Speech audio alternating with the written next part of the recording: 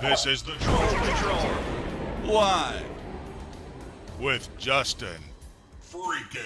I still got the giggles from yesterday. And the sad part is, like, the news is really fucking horrible tonight. We're doing cop death. We're doing genocide. We got carjackings. We got some kids that got killed at their own birthday party. And I got the giggles. There's probably some rape in there, too. Just throw that out. God, I'm horrible. Anyway, welcome to the Troll Patrol Live. Good evening. It's a freaking Sunday. I am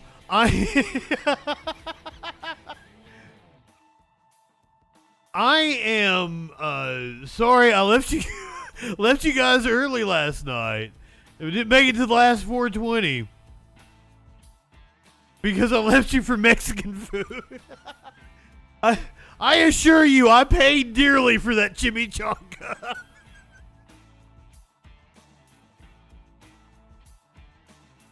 Good evening, welcome. It was fantastic as I was eating it. And then, like, Curiouser and I are sitting on the couch afterwards. I put on the Tally episode of South Park. And, like, we're like smoking a bong and we're handing the bong back and forth. And we've each got a lighter. Like, we start playing like swords with the lighters. Then I thought she stole my lighters today. Went and found my pants I had on yesterday. Nope. Both those lighters were in my pants. I was falsely accusing Curiouser of stealing lighters. DJ Dub, Warlord, Dustin, good evening. Welcome. I've tried to bounce back from an exhausting 420 episode by laying on the couch and playing Far Cry 6 all day. So now let's get a little more high.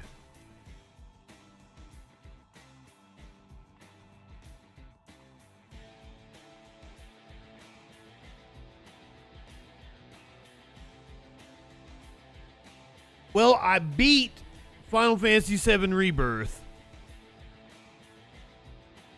And I had turned on PlayStation Plus Premium Plus, whatever one of the top tiers was, because my buddy was here, and I did like the free trial of Mortal Kombat, and I played some other shit, because like it was just like, you know, a $10 upgrade or a $5 upgrade for the rest of the month or whatever it was. So I was looking through the games on there, and I was like, well, what can I play real fast? Well, I've got this for a week or a week and a half. Far Cry 6. I was like, all right, we can bust this out. I've enjoyed it thus far. My only problem with it is that oh shit! Justin Freakin is a formidable voice in the culture. Sorry, I didn't reset my drops.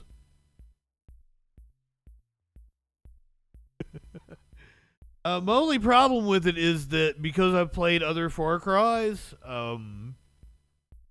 like I go in just guns blazing, like I'm popping everybody off, you know, like it's fucking acting like I'm Rambo and like I'm still pretty early in the game, so I get a little bogged down because I don't have the resources. Yeah, Warlord, that was what I've been doing. I've like, oh yeah, let me do stealth for a little bit. Let me take these motherfuckers out. It'll take me a little bit longer, but I gotta build up my arsenal, and then I can just go in and whoop everybody's ass. I've pretty much got the entire first zone liberated.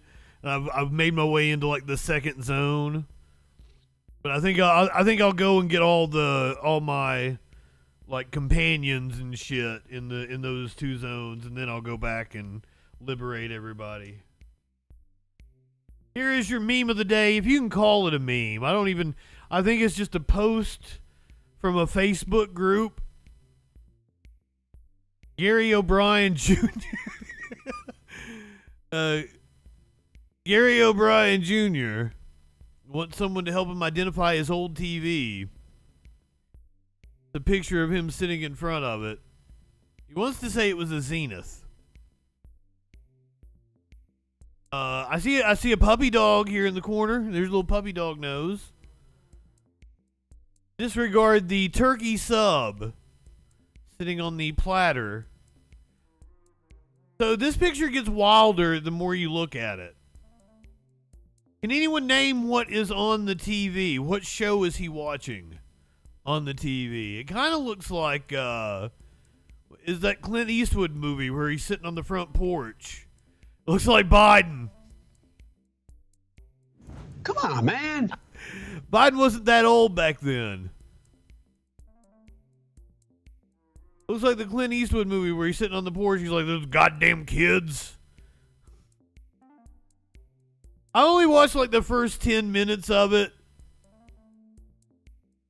And it was Clint Eastwood sitting on the porch, like, bitching about the way the world is. So I was like, yeah, I can watch this in real life. I can go over to any number of relatives' houses.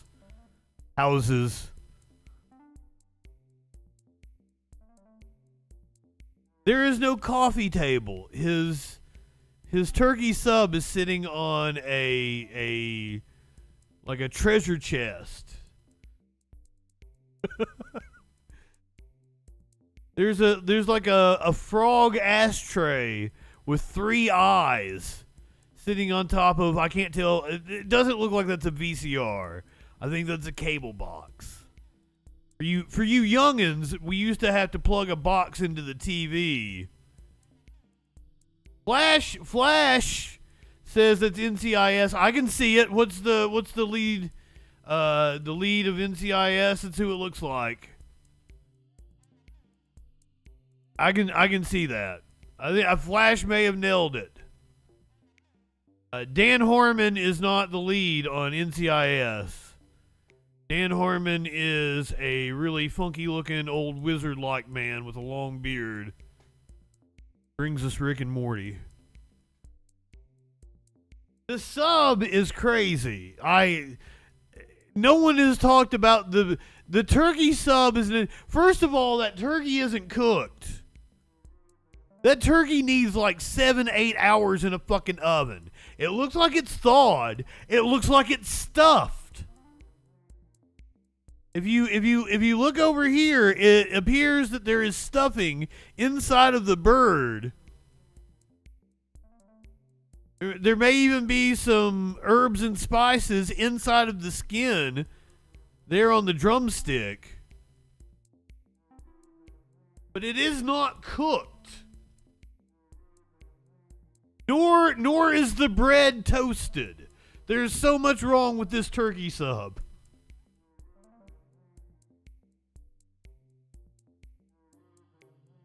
I'm sorry. I'm not high enough for this shit.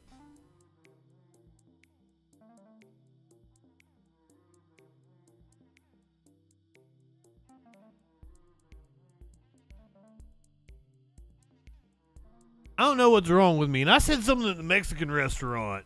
And Curiouser was all like, I'm going to have to add that to the list of things that people want to cancel you for. I don't even remember what it was. And I don't think it was anything racist towards Mexicans because I loved them. And our waitress was awesome. And she was very cute. Just saying. And I told the owner check this out at the end of the night. And I told him how good of a job she did, and Curiouser said he could not care less. If you had to say you're not racist. I didn't say I wasn't racist. I said, I don't think it was anything towards Mexican people, even though it was at a Mexican restaurant. I don't think it was anything problematic I said about Mexican people. And here's the wild things. They had Saturday Night Live on the TV, and my vision is so bad. Also, the TV sucked. It was a really shitty. That TV is a much better quality picture than the TV at the Mexican restaurant last night. I'm like, who the fuck is that hosting? And Curiouser's like, that's RuPaul. I'm like, this is a fuzzy pink.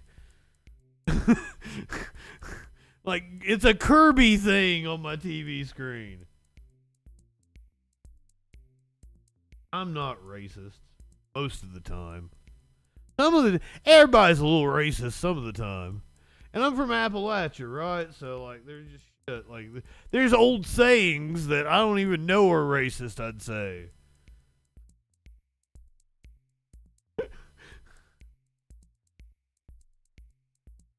Just saying. Alright, anyway. We gotta find out what that news be doing. I'm not high enough for this shit. Oh god, it's horrible. Horrible news all night. I don't wanna listen to the horrible news. Why'd I have to do a show tonight? Motherfuckers, I could have got laid. I'd already created the live event. I'm like, shit. Could have got laid. But here I am. I'm gonna bring horrible news to you people. Horrible news about rabbis saying there's rabid anti-Semitism on the campus of Columbia University as protests rage on. Anthony Blinken, our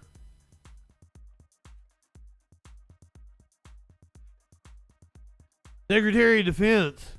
Why'd that take? No, that's Lloyd Austin. What's our Secretary of State? Anthony Blinken.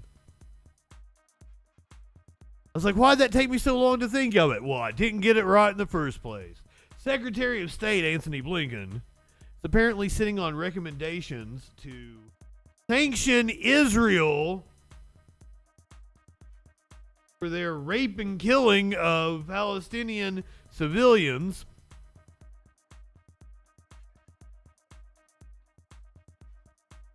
It's really bad when, it's a really bad thing. Rape and killing is bad when you make up that Hamas did it. But when Israel actually does it, not so bad.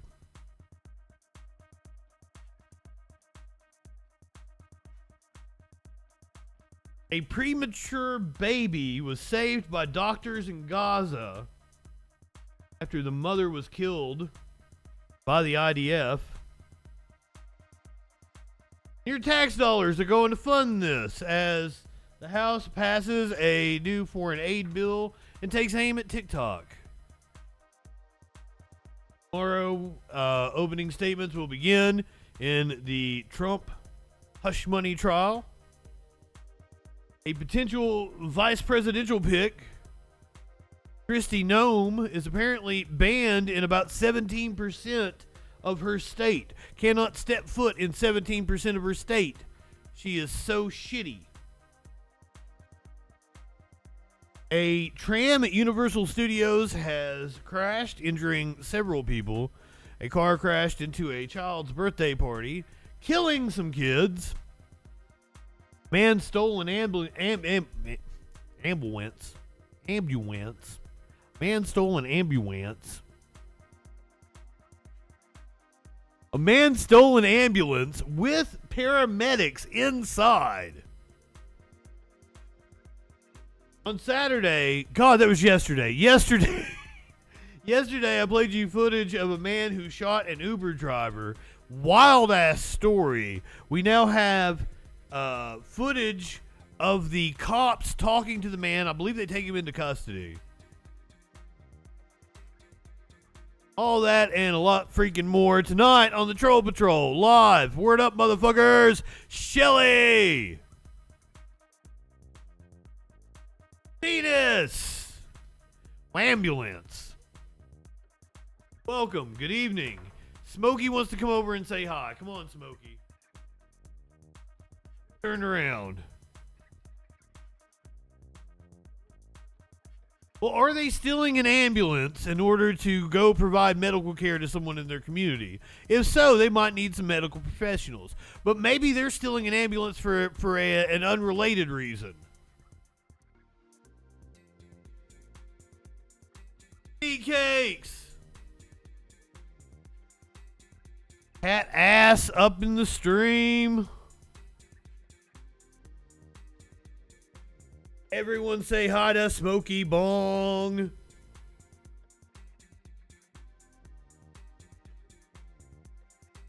Really making me want a turkey sub. I'm a big fan of turkey. I like a smoked turkey. I like turkey many ways, actually. Big fan of turkey. You can put like a turkey breast in a crock pot with some Pepsi and some Crown Royal. That's good shit. I guess any type of like a bourbon or a whiskey would do. A Crown Royal if you want the best results, if you ask me. Plus you get the cute little purple bag.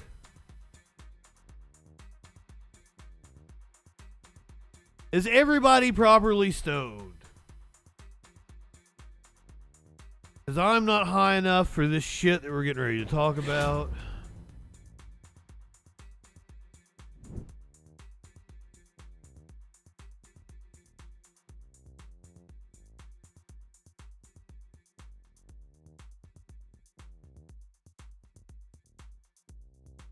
Since I left you yesterday and we were talking about this, protests have continued on the campus of Columbia University. We're going to hear from Ilhan Omar's daughter shortly. She was arrested, one of the 108 at least that were arrested on campus on Friday.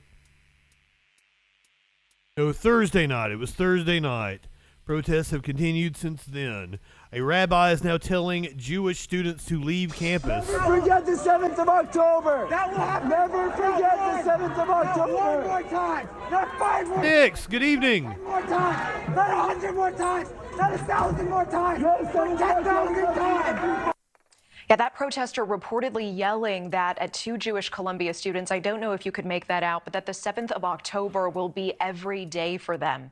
Intensifying anti-Israel protests at Columbia University this week, now prompting the school rabbi to warn Jewish students to leave campus and return home. The rabbi saying that the students' safety cannot be guaranteed, quote, in the face of extreme... Who is this rabbi? Okay, it's Ellie Bushler. I was getting ready to say, is it fucking Shmuley? Purgatorus, good evening. Anti-Semitism and anarchy, as more than 100 Palestine supporters have been arrested at the New York school this week. Also telling Jewish students today, quote, it deeply pains me to say that I would strongly recommend you return home as soon as possible and remain home. One of the things a lot of these news reports are leaving out, and what this rabbi is leaving out, is that a lot of the protesters are Jewish as well. Also, if the protesters are Palestinian, they are Semitic. So they can't really be anti... Like, this whole thing is just a mind fuck to me. Home until the reality in and around campus has dramatically improved. The White House also speaking on this matter today. Pictures of what? While every American has the right to peaceful protest, calls for violence and physical intimidation targeting Jewish students and the Jewish community are blatantly anti-Semitic, unconscionable, and dangerous. They have absolutely no place. Okay, so like I agree with Joe Biden. Calls for violence and physical intimidation targeting Jewish students in the Jewish community are blatantly anti-Semitic, unconscionable, and dangerous. That's not what's happening.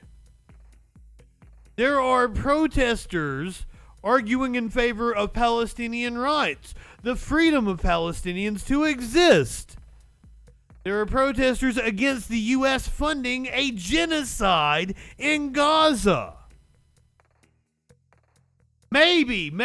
We started this news hit with one student, and you can't even really understand what he's saying. And even if he did like the 7th of October 10 times, what the fuck? Like, it's just heated rhetoric in the moment. Like, that's the example. You have to find one isolated example. The 7th of October. That will happen. Never forget the 7th of October. One more time. Not 5 more times. Not 10 more times. Not 100 more times. Not 1,000 more times. Not 10,000 times. Yeah, that protester reportedly yelling that at 2 Jewish Columbia students, I don't know if you could make that out, but that the 7th of October will be every day for them. Intensifying anti-Israel. Here's the problem is like the 7th of October has been every day for the people of Gaza. It has happened to innocent Palestinians tenfold, 20-fold since the 7th of October. I don't like the framing always kind of leaves that out. Real protests at Columbia University this week, now prompting the school rabbi to warn Jewish students to leave campus and return home. The rabbi saying that the students' safety cannot be guaranteed, quote, in the face of extreme anti-Semitism and anarchy, as more than 100 Palestine supporters have been arrested at the New York school this week. Also telling Jewish students today, quote, it deeply pains me to say that I would strongly recommend you return home as soon as possible and remain home until the reality in and around campus has dramatically improved. The White House also speaking on this matter today, saying, quote, while every American has the right to peaceful protest, calls for violence and physical intimidation targeting Jewish students and the Jewish community are blatantly anti-Semitic. That's more than 20-fold. Dangerous. They have absolutely no place on any college campus or anywhere in the United States of America. I'm bad at math, but that's like 400-fold or some shit. You take your 33 and a third chance minus my 25% chance, and you got an 8 and a third chance of winning. And we are joined now by Columbia University student Jonas Jew. We appreciate you joining us, Jonas. Thanks so much. Jonas Jew? About this video that you posted on X showing the protester. Wait, what? They brought on a kid with the name Jonas Jew? Did I hear that correctly? Yelling at the two Jewish Columbia students. Tell me what you saw and what you've been seeing at Columbia in these protests. Well, Natasha, it's been a very chaotic week, to say the least, at Columbia University. And this all started on Wednesday when the Gaza Solidarity Encampment was set up about the same time as Minouche Shafiq's congressional testimony about anti-Semitism at Columbia. And ever since Wednesday, it's gotten worse and worse every day. Protesters are coming. Put his name on screen. Schools to the gates of Columbia to protest. They're not allowed in because you need a Columbia ID to get in. But we recently learned last night, my publication, we ran a story about how protesters are actually sneaking in through gaps of the gates. So on one hand, we have Columbia students protesting on the lawns, at the encampment, all around campus. Okay. Jonas Dew. I misheard that. I could have sworn she called him Jonas Jew.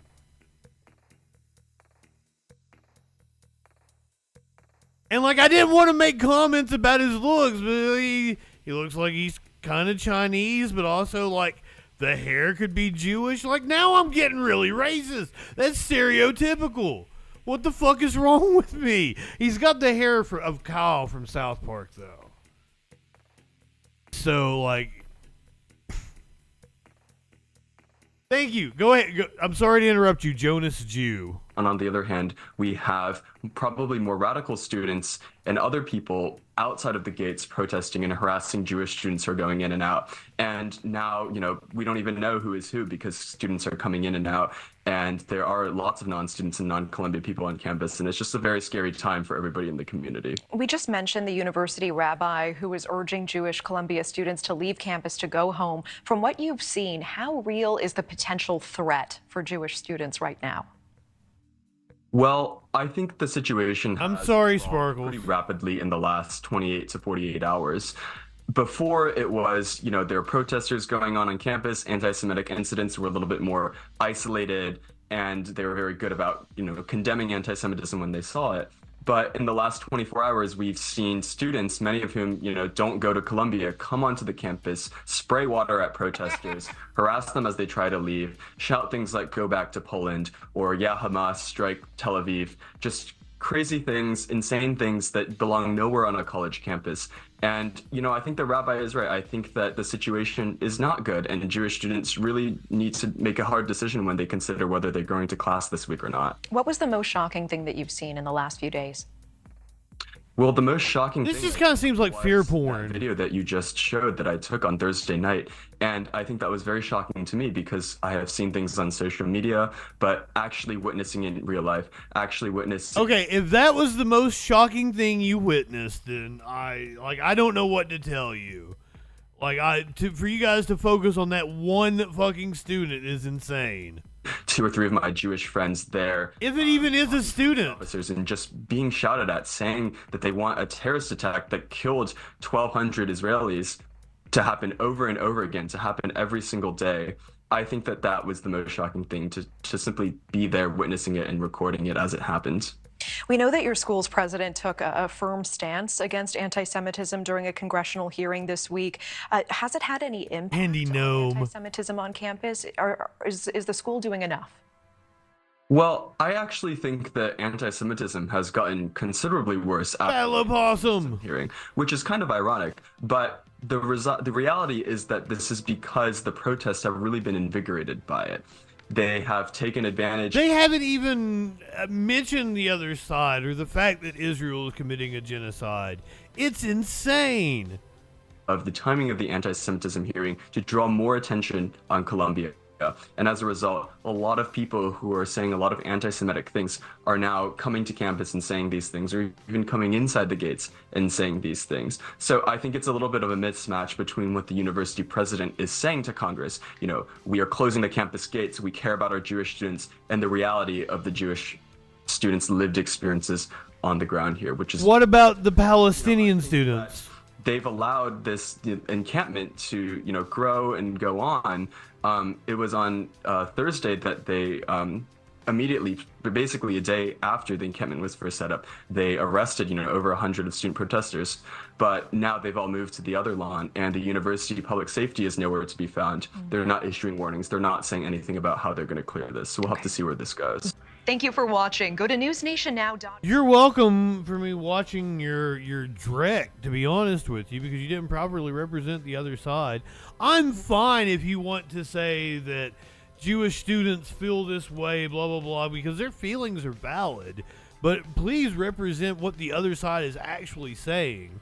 Would you like to hear from a student at Columbia University that was involved in the protest? Perhaps one that was arrested, one of the 108 that was arrested. You might know her by her mom. Her mom is Representative Ilhan Omar. Her daughter feels that she was targeted because she is the daughter of a congresswoman. On protests against Israel grows within the tech industry. Tensions on college campuses have also reached a boiling point. At Columbia University here in New York City, more than 100 people were arrested on Thursday after occupying the school's South Lawn for 30 hours in support of Gaza. According to police, Columbia President Manu Shafiq asked the NYPD for help, citing a, quote, clear and present danger. But when asked to characterize the protest, the Columbia Spectator reports that Police Chief John Schell said the supposed clear and present danger was identified by Columbia University, not actually by the NYPD, and that the NYPD reported no violence or injuries associated with the Gaza Solidarity encampment. Among those arrested... Well. No injuries or violence. Weird. Was Isra Hersey, daughter of Minnesota Congresswoman Ilhan Omar. She had been suspended from neighboring Barnard College and was protesting at Columbia. Congresswoman Omar posted on X that she was proud of her daughter and, quote, stepping up to change what you can't tolerate is why we as a country have the right to speech, assembly, and petition enshrined in our Constitution. Isra Hersey is here with me now. Also joining the conversation, Maryam Alwen, a fourth-year Columbia student who helped organize the protest. She was also suspended and arrested. It's good to have both of you with us. I know, obviously, a very difficult time for you and for a lot of people on the campus. But let me just start with how you see yourself being treated over the past couple of days. Just kind of walk us through, if you can, what you have been told, why you have been suspended, and your reaction to it. Yeah, I guess I was suspended Thursday morning at 10 a.m. with two other fellow Barnard students. The email stated that we had engaged in disruptive behavior, but had not outlined the code of conduct that we had violated. The three of us were the only three that had done public interviews at that point. And so we think that our targeting the reason we got suspended so early was due to the fact that we had made ourselves known. And then that the school got NYPD records to be able to arrest the rest of the students. How I'm feeling about it, however, I think a little bit like this was expected. We all knew the risks and we knew what we were engaging in. However, I wasn't really expecting to be immediately locked out of my dorm, of dining, of campus as quickly as I was. Yeah, and to that point, Mariam, as well, you have been involved in the protests and in the campus, or on the campus, I should say. Talk to us about what experience you have had. What did the university tell you as to the reason why you were also suspended, and whether or not are you being treated differently than your fellow colleagues? So Barnard seems to be a little bit more repressive than Columbia. I was notified that I was suspended yesterday, whereas they were notified, Istro specifically and 2 other students were told that they were suspended before we were arrested, and they were locked out of their housing. I was not locked out of my housing. However, ironically, we were arrested on the grounds of trespass, meaning that we would have had to have been suspended in order to be trespassing onto our own campus. But then the suspension letter said, you are suspended for violation of law because you were arrested for trespassing. So it doesn't really even make sense. That's the Mobius strip of arrests there. In the first place, and it feels like it's part of a repressive campaign against pro-Palestine advocacy that has been ongoing for months now. The university was saying that part of the reason why they took this action, certainly the president of the university, was because, as I said, it posed a clear and present danger in the university, perhaps threatening other students. Talk to that charge. What was the encampment like? Do you see any validity that the encampment was threatening to other students, made other students feel uncomfortable? No, I think that the encampment was honestly one of the beautiful forms of solidarity. We would be singing songs, we had meals together, people prayed together, they held Shabbat yesterday, and it's really just been a very community-centered. They held Shabbat yesterday. Hey, Warlord, do you still need pictures? Why would they hold Shabbat if they didn't have Jewish students part of the protest? Fridays are casual Shabbat. Space, and also because of the fact that it is outside, it hadn't disrupted any classes, and had really been a very isolated kind of moment where the zone in which we were actually protesting in is the demonstration zone that we are allowed to technically be able to protest in. And so the school had already placed this spot to be a place that is meant for these kind of actions, and therefore shouldn't have be seen as disruptive. And to that point, Mariam, Columbia University has a long history of college protests. Did you see yourself a continuation of that long history of protests, or do you see yourself as being a different form of protest, that one that broke from tradition, or does it continue tradition? We situate ourselves in a long legacy of activism, specifically on Columbia's campus. In fact, in 1968, I believe over 700 Columbia students were arrested when protesting the Vietnam War. Did I get booted from YouTube? When we set up this encampment, we also set up a sign that said Liberated Zone, which was a reference to previous protests. I remember the first day we held a teach-in with a professor about the history of the anti-apartheid movement on campus. We're still going. We're still going. And that's exactly what we were trying to do now when protesting our funding of Israeli apartheid and genocide in Gaza. So I guess if you had to tell viewers what is your demand, what is your... Yes, I encourage students across this country to demand that their universities divest from any activity having to do with Israel. Set of demands, if you have any, as to why you are engaged in this protest on this campus, what would they be?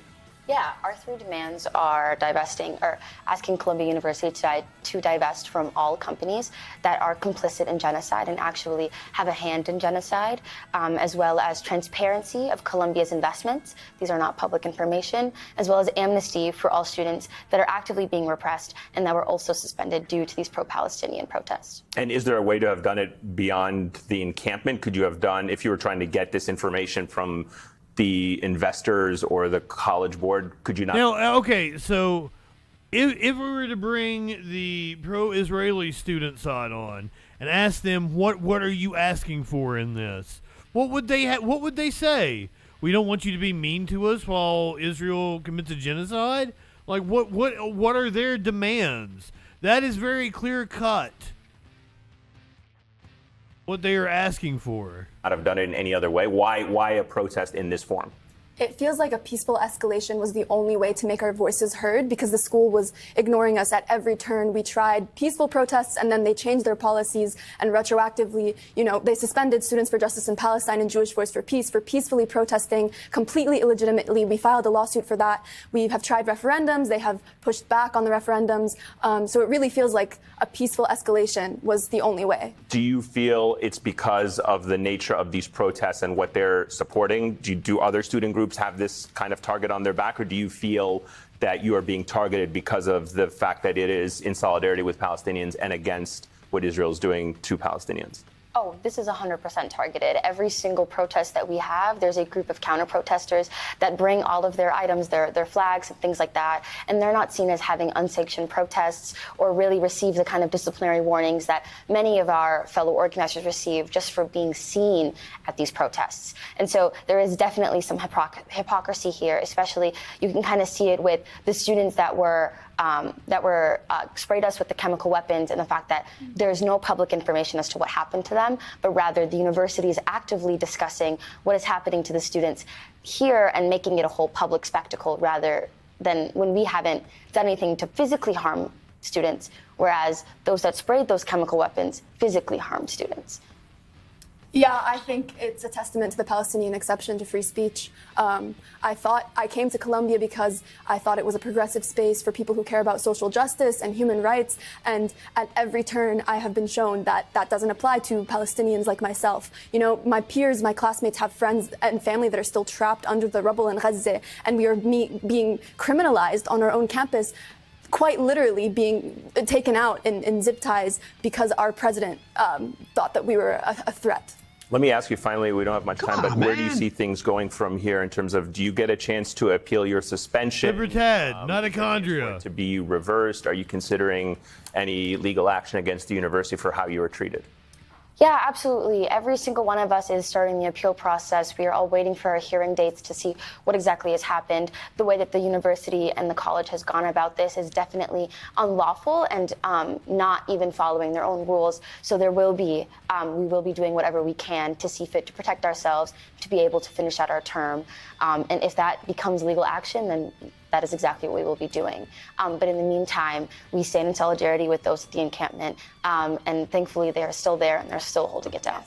All right, Isra Hirsi and Maryam Alwan, thank you so much. I greatly appreciate your time this evening. Thank you. Thanks. Kids are all right. Oh, I thought Allie Velshi was going to tell me about the app.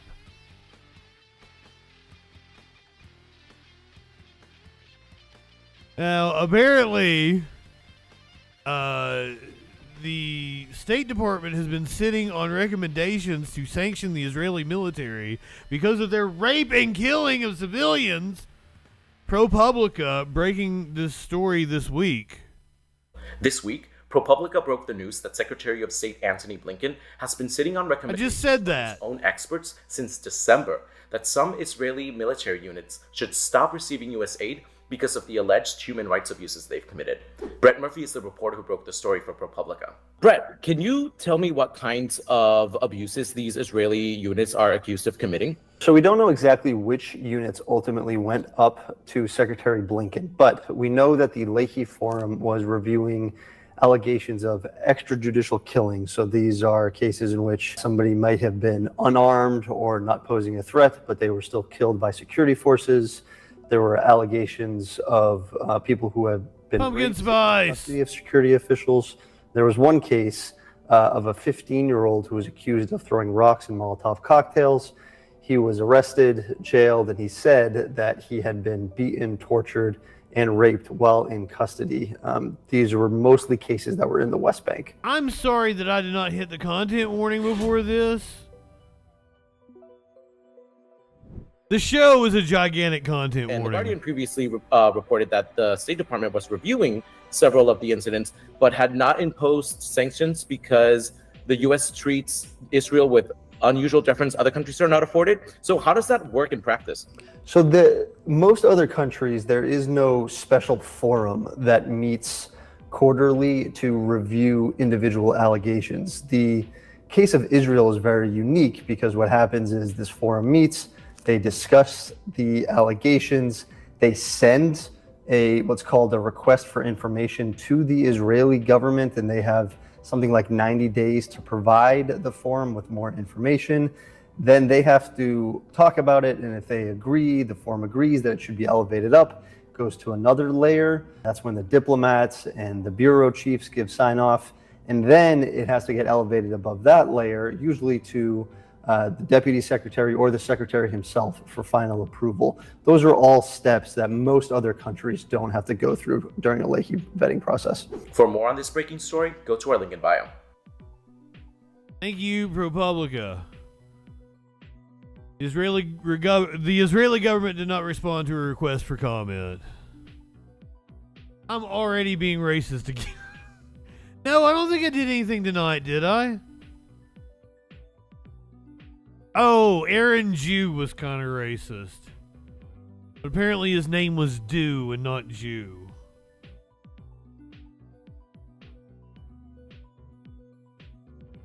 Ooh, I don't know if I can watch this.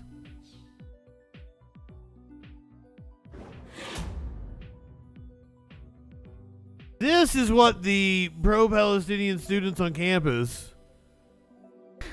Everyone calls me a Jew. You guys have no clue. I'm on all these right-wing websites, and like that is the first thing they say. They think I am Jewish, and I don't even like... I'm not against Jewish people at all. I like Jewish people. That's racist. That's racist, Warlord. I have not done a 23andMe, but I'm from Appalachia. Everyone else is from Ireland and Scotland, came here to work in the mines. I mean, I have no reason to doubt it, you know.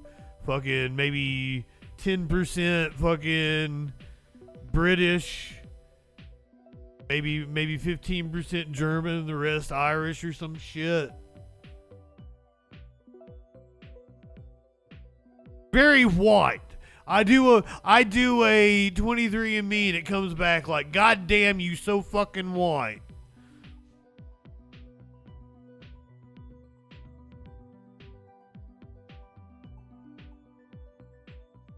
I don't think there's any Jewishness. And yeah, there's probably a lot of inbreeding, because just where I'm from. Okay, maybe that was the thing I said. I told you guys it wasn't racist against Mexicans. There was a brewery, and apparently I called it... I said jewelry! I said jewelry! And you thought I said Jewery.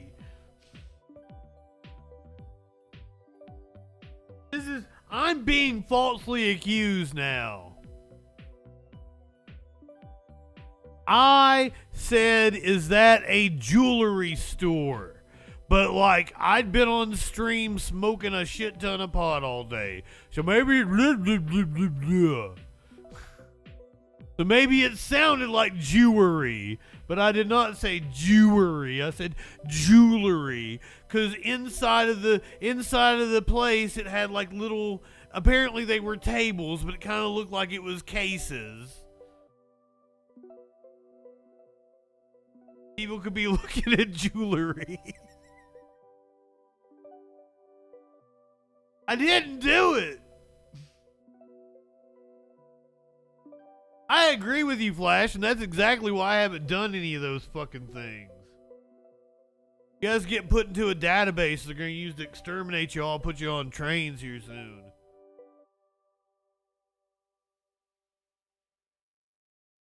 Jewelry. My idol is Jewish. I love, like, Larry David. Larry David is my idol. Like, there's so many, like, especially stand-up comedians that I love that are Jewish. Guys, I have black friends.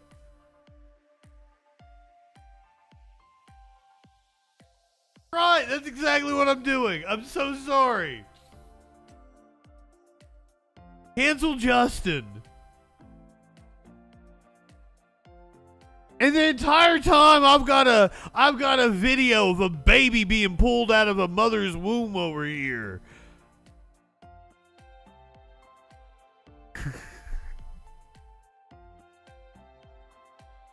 I don't have the luxury of corrected vision. It sucks. Everything's blurry to me. That's not true. Everything here is fine. Not watching any porn. We were in the middle of talking about the genocide of the Palestinian people. We had to take a break so I could defend or justify one or the other my comments as racist or not racist.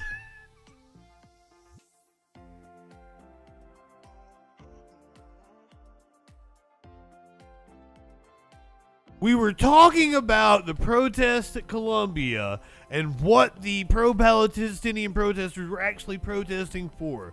We just went over Anthony Blinken refusing to act on recommendations to sanction units in the Israeli military.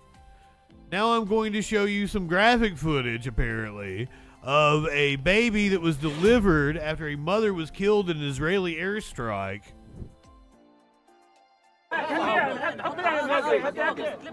Put it back. It ain't done.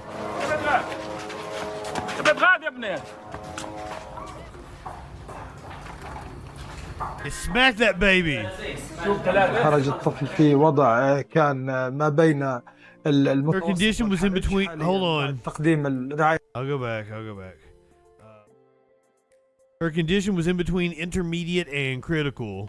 المتوسط والحرج حاليا بعد. And currently, after giving her medical care for the night until now, she got better gradually during the past hours. Currently, we can say that her condition is stable on average. The baby is under medical care, and she will stay here for 3 to 4 weeks in the nursery. And after that, we'll see about her leaving. وبعد إن شاء الله نشوف قصة الخروج. Yeah, they were able to save the baby. هل للأهل للعم. Apparently, للجدة. Hold on, I missed that part. Child will go to the family, to the aunt or uncle or grandparents. هل للأهل للعم. Here's the biggest tragedy. للجدة. هنا تكمل المأساة. Even if the child survives, they were born an orphan. الطفل ولد يتيما.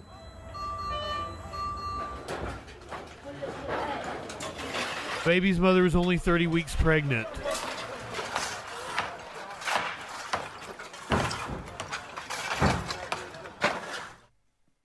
That's horrific. That is what the pro-Palestinian protesters are protesting on the campus of Columbia. Meanwhile, Israel trying to wage a much larger war, firing back on Iran. We were hoping that this was all over after Iran did their little retaliatory strikes and not much really hit anything. Nobody was killed. It was like, woo, it's over now. Nope. Israel got to fire back. Got to have a dick waving contest. Israel carried out a limited strike in Iran on April 19th in response to Iran's massive drone and missile attack in Israeli territory from the previous weekend. No serious damage was reported, and Iran played down the incident. Here's how the recent exchange of attacks between the two countries developed. Tensions in the Middle East have been building on several fronts. Oh shit. Israel's war against Hamas in Gaza, there have been cross-border skirmishes between Israel and the Lebanese militant group Hezbollah, and attacks by Yemen's Houthi militia against Western interests in the Red Sea. Hamas, Hezbollah, and the Houthi rebels are all backed by Iran. Israel says it's kind of already in a war with Iran because Iran's proxies have been attacking Israel now for 6 months from Lebanon and from Gaza and from Iraq and from Yemen. On April 1st, an Iranian diplomatic building in Damascus was hit in what Iran says was an Israeli airstrike. The strike killed top Iranian military officials, including a senior member of the Islamic Revolutionary Guard Corps' elite Quds force. It was one of the highest profile killings of Iranian military leaders in years. Israel didn't confirm or deny responsibility for the strike, but Iran publicly threatened to retaliate following the attack. On April 4th, Israelis started to report GPS errors, with some apps placing Tel Aviv residents in Lebanon's capital, Beirut, around 130 miles to the north. The reason? The Israeli military was scrambling GPS signals within the country to thwart missile and drone targeting systems. Wow. להגן על עצמנו, ואנחנו נפעל לפי העיקרון הפשוט שמי שפוגע בנו או מתכנן לפגוע בנו, אנחנו נפגע בו. On April 10th, Iran's supreme leader said that the strikes in Syria constituted an attack on Iranian soil. The wicked regime of Israel made a mistake in this case and it must be punished, and it will be punished. The same day, President Joe Biden reaffirmed U.S. support for Israel. I'm sorry that I did not translate Netanyahu, however, he just said some bullshit. Don't worry about it. As I told Prime Minister Netanyahu, our commitment to Israel's security against these threats from Iran and its proxies is ironclad. Let me say it again, ironclad. We're going to do all we can to protect Israel's security. On the 10th, it also emerged that U.S. intelligence reports showed that an attack could be imminent, according to U.S. officials. The tension came to a head on the evening of April 13th, when Iran began sending a volley of drones and missiles toward Israel. Air raid sirens blared across Israel, and explosions were heard over Jerusalem as Israel's Iron Dome air defense system kicked in. Biden met with his national security team and issued a statement condemning the attacks, and said the U.S. helped Israel take down nearly all of the incoming drones and missiles. Israeli officials quickly announced they would retaliate. As we look ahead, we consider our steps in this launch of so many missiles, cruise missiles, and drones into the territory of the state of Israel will be met with a response. That reply came on April 19th as a small-scale strike near Isfahan, a city with military and nuclear facilities. State-run news agency IRNA said no incidents were reported at the nuclear sites. Neither Iran nor Israel wants a full frontal war. That would be extremely painful for both sides. The Iranian response is to full frontal play what has happened. Maybe just as important is that Israel has war sounds so slutty. You live in sexual anarchy? We went over this before. It sounds dirty. Full frontal. Not officially taken responsibility for this attack. There's only one reason why Israel would do that, and that's because it wants to de-escalate. It wants to leave Iran the room to de-escalate by staying quiet, by not boasting about an attack or about a success. Both sides seem to be trying to de-escalate. Is that true? I don't think Israel seems to be de-escalating. Israel needs a titty slap. In this full frontal war. Come on now.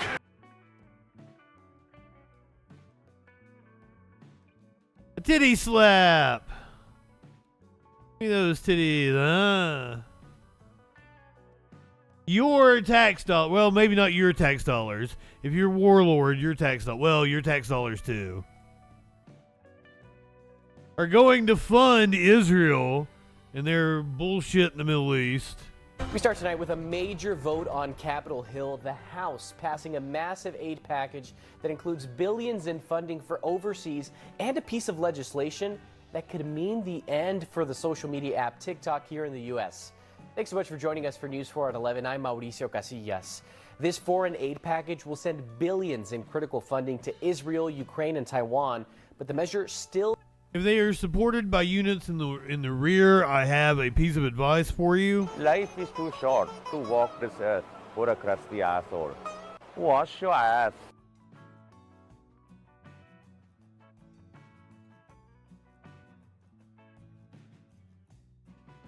Why am I like this? Why? Why do I do... What the fuck?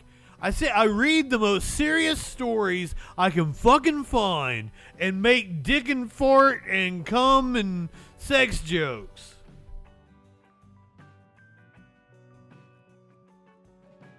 And apparently say racist shit. I need motherfucking Jesus.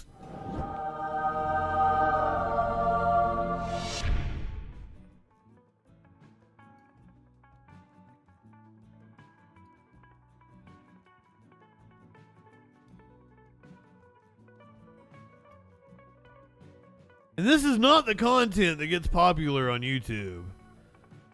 Bill has to clear the Senate. News 4's Ariel Hickson is tracking the latest from Capitol Hill. $95 billion in aid for Ukraine, Israel, and Taiwan. It's an old military adage, but we would rather send bullets to the conflict overseas than our own boys, our troops. And I think this is an important moment, an important opportunity to make that decision. We allowed the House to do that, and I expect the Senate will make the same decision. It's key funding that comes at a critical time overseas. The bill includes You watched Reaper Madness with Dave last night. $26 billion to Israel and over $8 billion to Taiwan. All three foreign aid bills passed with bipartisan support. The package now heads to the Senate alongside a bill that could decide the future of TikTok here in the U.S., impacting millions of users. The measure would ban TikTok in the U.S. unless it cuts ties with its China-based parent company, ByteDance. Did you know we're all about freedom and freedom of speech and shit? God damn this country. For the bill, ByteDance will have to sell TikTok to an American company within 9 months. The ban can kind of set a precedent that the government can censor stuff, and that's not very good. I don't think that they should have the power to just get rid of an app. Lawmakers on both sides of the aisle worry about the potential. No, I think they should have the power to get rid of an app. They should have the power to like trust bust. They should have the power to like hand over the company to the workers and shit like that. That should be the thing that the government does. This is completely out of line. Making a foreign company sell to a U.S. company, bull shit. Of TikTok becoming a national security threat. Yet millions of people... Fair enough. I've watched it many times. Day, including small business owners. I don't like it. I don't like it because I love TikTok. I get a lot of recipes from there, and it's another source of income for a lot of people. TikTok released the following statement today. You're like, no, sir, I don't like it. I get a lot of recipes from TikTok. TikTok good in my book. I hate TikTok, but that's just me. Like I had to have this conversation with a couple of people. Like, I don't consume content on my phone. I'm sitting here behind like a tech center all day. So like, it's not just that the short form content doesn't fit the way I consume content. It's that short form content is not made to be played on the desktop.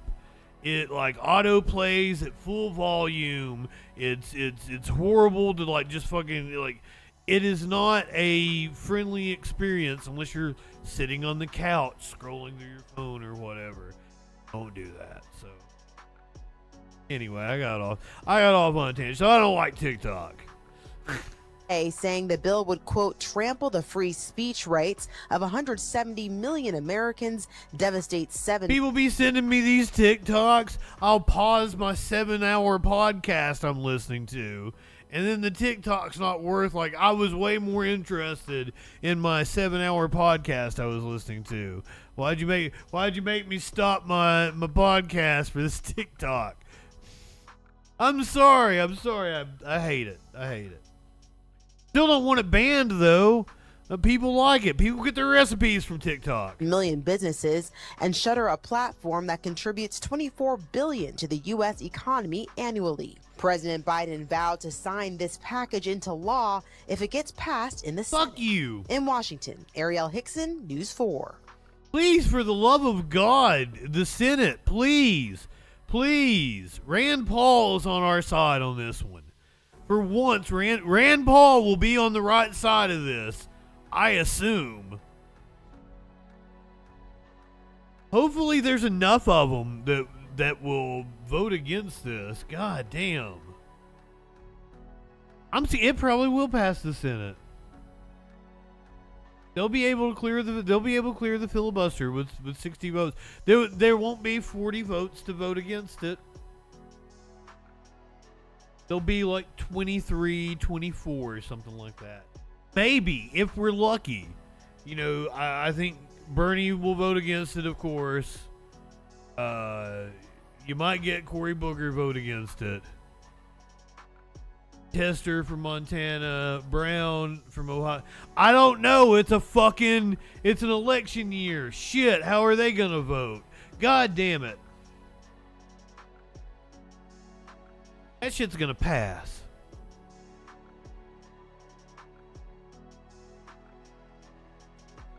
Justin, did I tell you good evening? I don't even remember. If not, good evening. It's a pleasant evening. It's the evening before the opening statements in Donald Trump's hush money trial. Tomorrow, Big Donnie's trial starts for real. Opening statements will start tomorrow morning in former President Donald Trump's criminal trial after a jury was chosen last week. Trump did intend to hold a campaign rally last night in North Carolina. It was canceled, though, due to weather. And CBS 2's Wendy Gillette is in the newsroom with more on all of it. Doug and Elaine, tomorrow morning's court proceedings are likely to bring even more attention to the New York City courthouse where the trial is unfolding. Attorneys for former President Donald Trump appealed to a state court Friday to again try to get the trial delayed, but they were unsuccessful. This is Donald Trump, your favorite president of all time, hopefully. Trump supporters in Wilmington, North Carolina were hoping to see this last night. Instead, they heard he was canceling his planned rally because of bad weather. They really would prefer that we not come in because there's a certain danger to all of this. He promised to reschedule, and the crowd quickly filed out. The event would have hurricanes. The trial that's now occupying most of the former president's time, much to his dismay. This is really a concerted witch hunt. Oh my God, Flash is right. First, they came for the TikTok. The jury seated last week includes a teacher, investment banker, and corporate lawyer. They'll hear opening statements starting tomorrow morning. It sets the scene for the trial. It sets the tone. It lets the jurors know where you're going to go. Security will be especially tight at the New York City courthouse after a 37-year-old Florida man set himself on fire outside the building. He later died at a nearby hospital. Oh yeah, that happened. Of course, we're going to review our security protocols. 7 men and 5 women will decide if Trump falls. I'm on the TikTok, actually. About an alleged hush money payment to adult film actress Stormy Daniels. At JustinFREAKIN on TikTok. I do post there. I make the short form content. I don't consume it. She's expected to testify, as is Trump's former lawyer, Michael Cohen, who says he paid the money to Daniels. Trump has said he also plans to take the stand in the first criminal trial of a former U.S. president. Opening statements are set for tomorrow morning in former President Donald Trump's hush money trial. I'm Wendy Gillette with a preview from New York. Thank you, Wendy. Well, I mean, like, I gotta find the people where they're at. You know, if they're going to, you know, get my content. And I think I do a pretty good job of editing my content. Would you like to see an example? I'll give you an example TikTok here from last week's show. Before the Word of God was open, there was a platform. On it was a pole. The same thing that's used in the strip club for women who have the Jezebel spirit to seduce men. Sir, there was nothing woman-like the way he removed his jacket. Oh, this is very gay.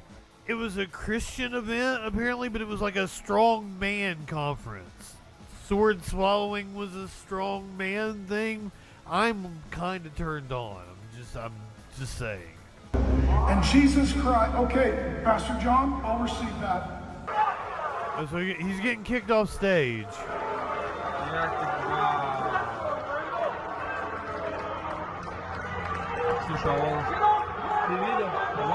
There's like a picture of a motorcycle, and then like Larry David walks up. Woo!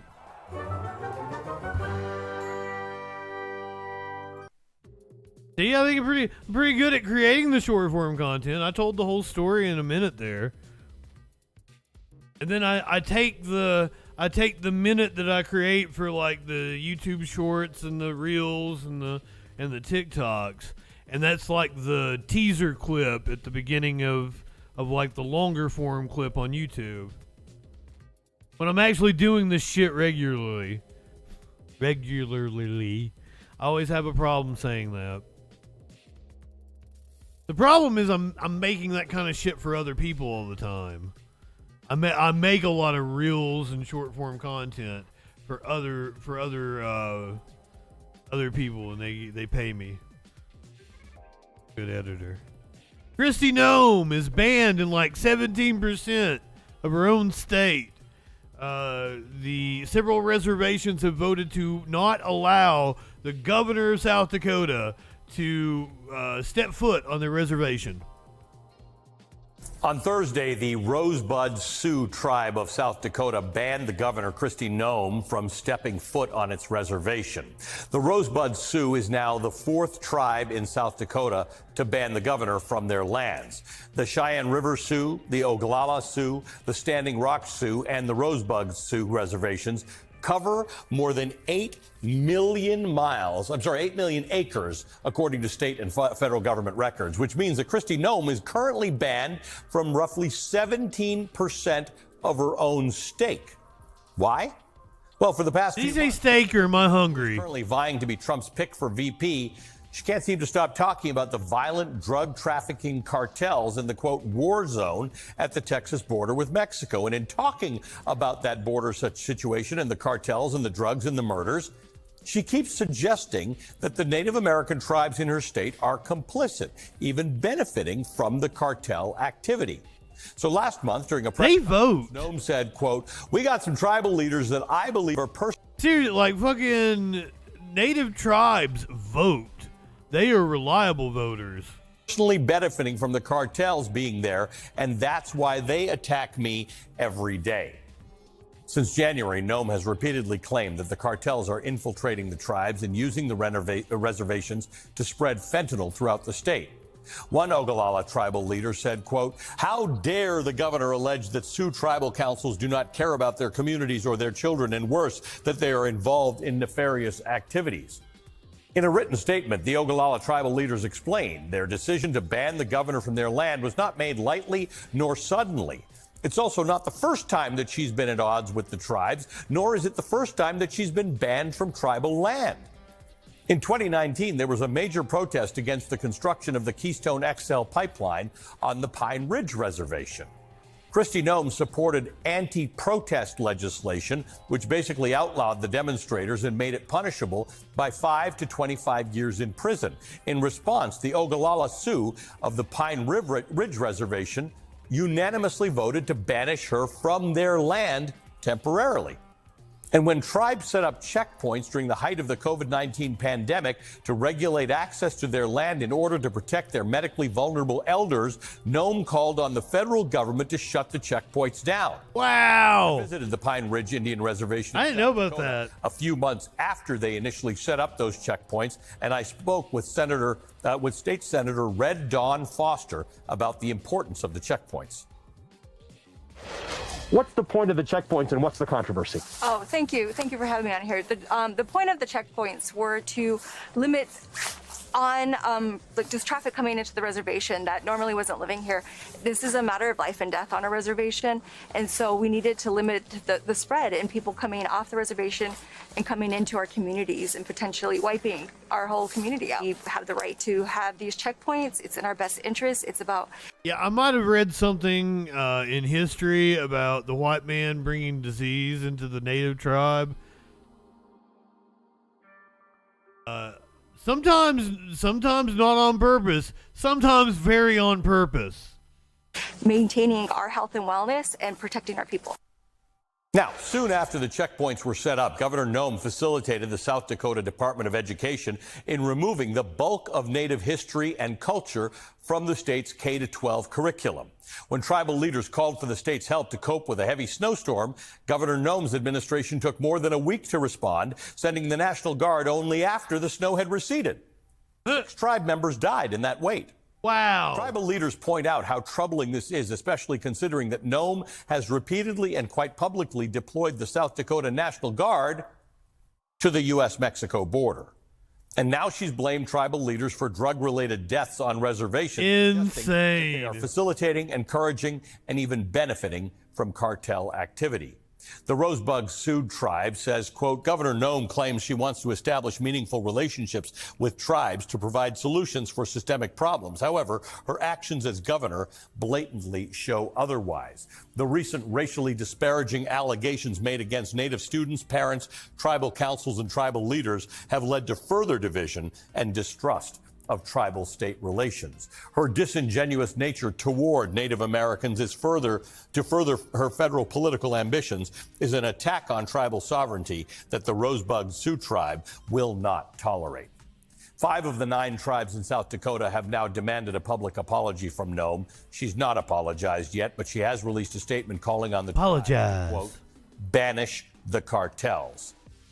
This is someone who is being seriously considered to be the Vice President of the United States, the running mate for Donald Trump, first in line to the presidency if Donald Trump is elected. And right now, she is not allowed to step foot in almost 1/5 of her own state. Hey, everyone. MSNBC has a new and improved app. He got me. He got me that time. I was expecting it the other time. I didn't get it. He got me that time. Damn you, Ali Velshi.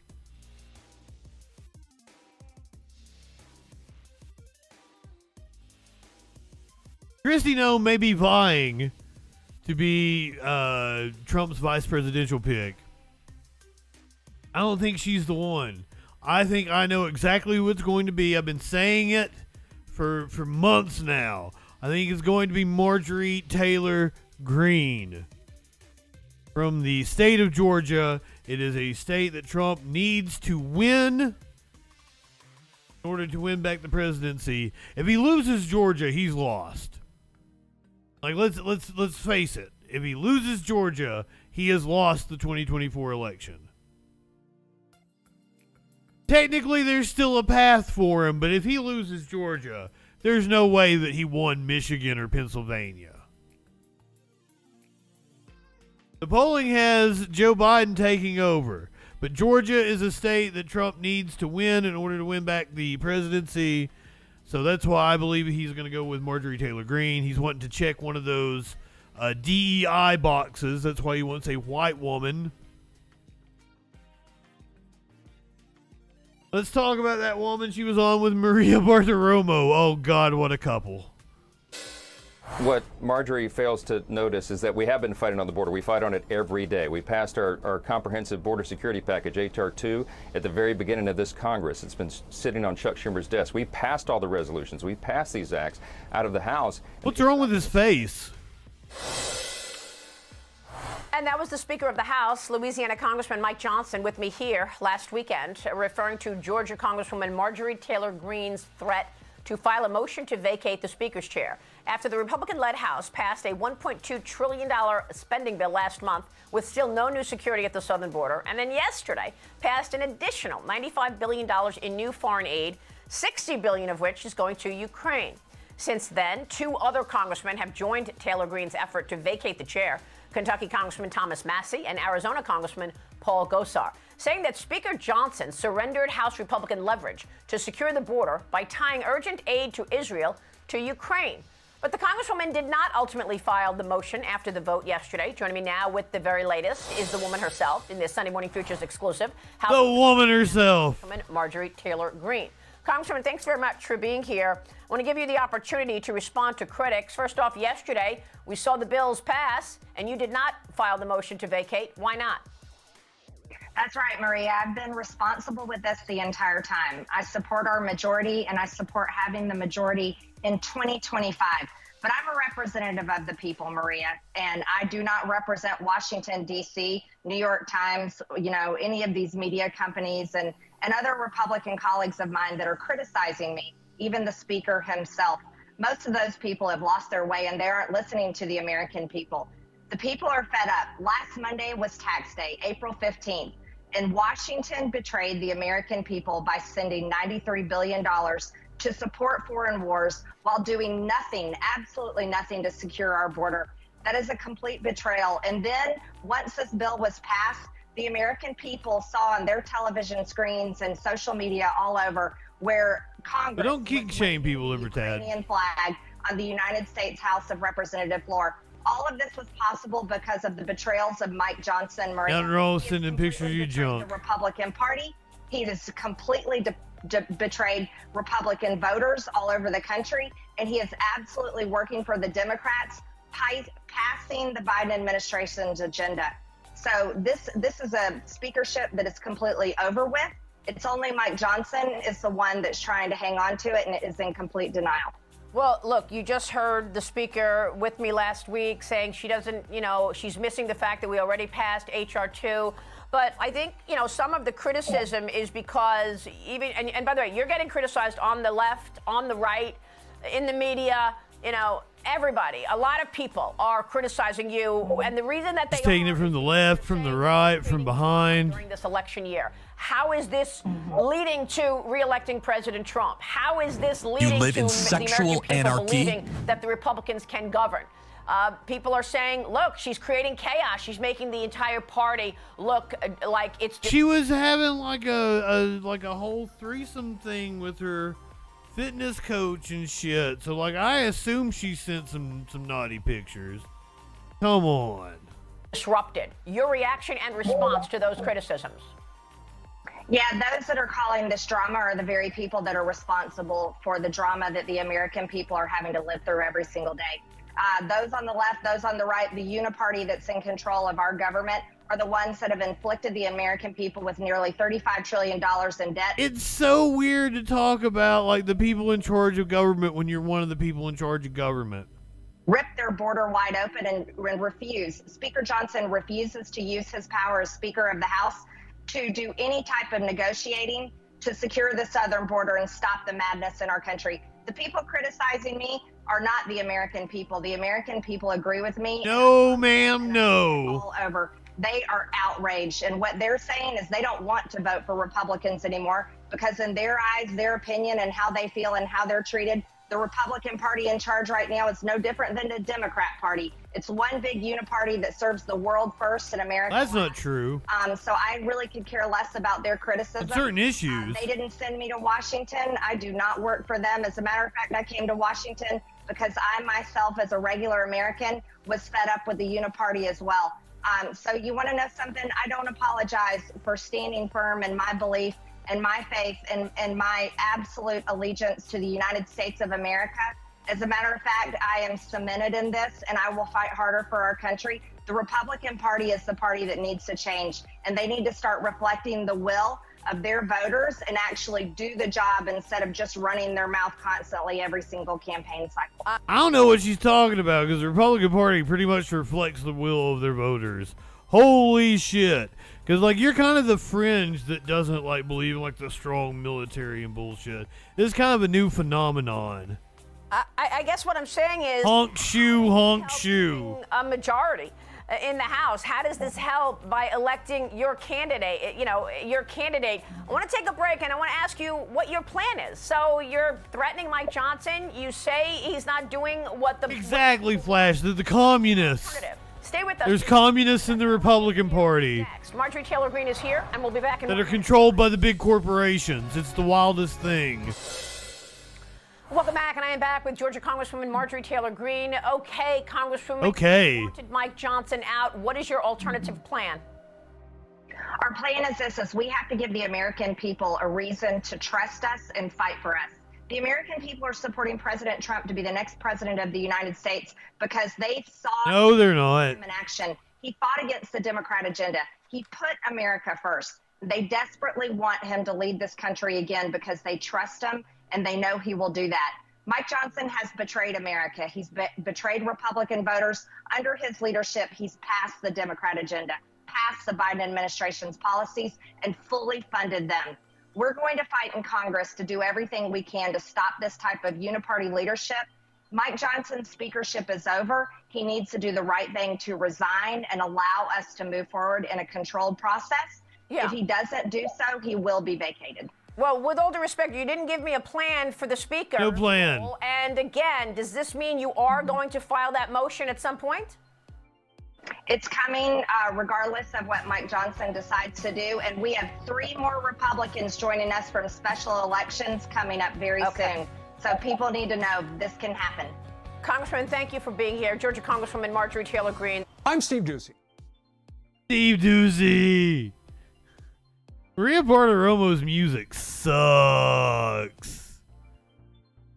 All right, we're gonna do some crime stories. So if you don't like the violent crime, we got some of the violentest tonight.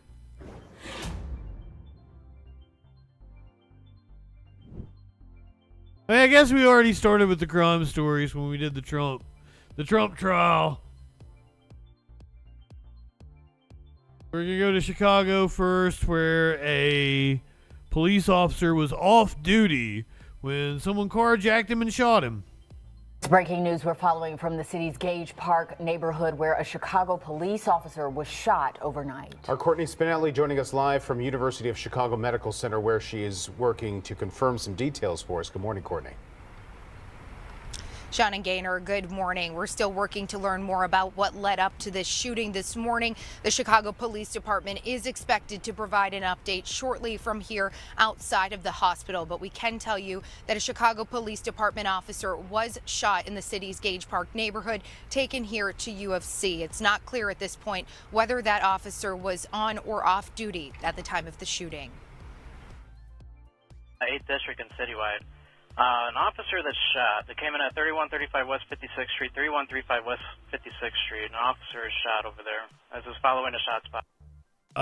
He was killed. He has died. This was apparently closer to the time of it happening. And shot spotter came in at 5501 South Kedzie. You can hear that dispatch audio from that call this morning as officers were responding to the scene. You can see video from the scene as well near 55th and Kedzie. A heavy police presence over there after the call came in for a person down just around 3 a.m. The Chicago Fire Department confirms they transported an adult male victim here to the University of Chicago Medical Center in critical condition. We do not have any updates on his condition at this time. Now, while Chicago... Let me give you the cops speaking earlier today.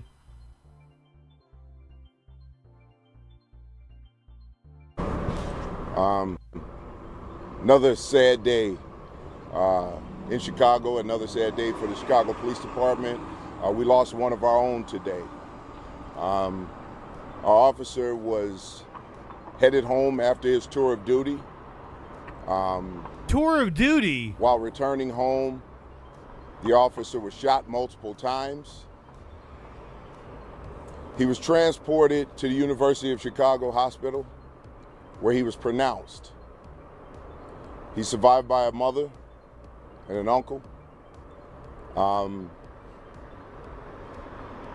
He was just a great officer, a great human being, and his family is dealing with a lot right now. And called an oxymoron, sir. Condolences go out to the family, and we really need to keep the family, his mother, in our prayers.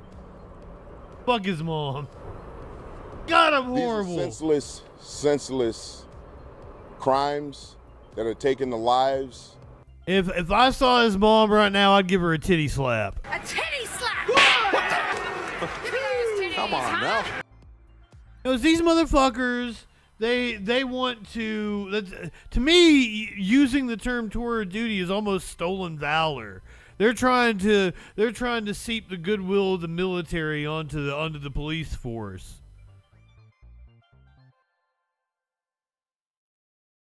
Bullshit. Well, and they're also trained to believe that they're constantly in combat, that they're in a war zone. Fuck that mentality and fuck that cop. Another good cop is what happened. There's only one good kind of cop.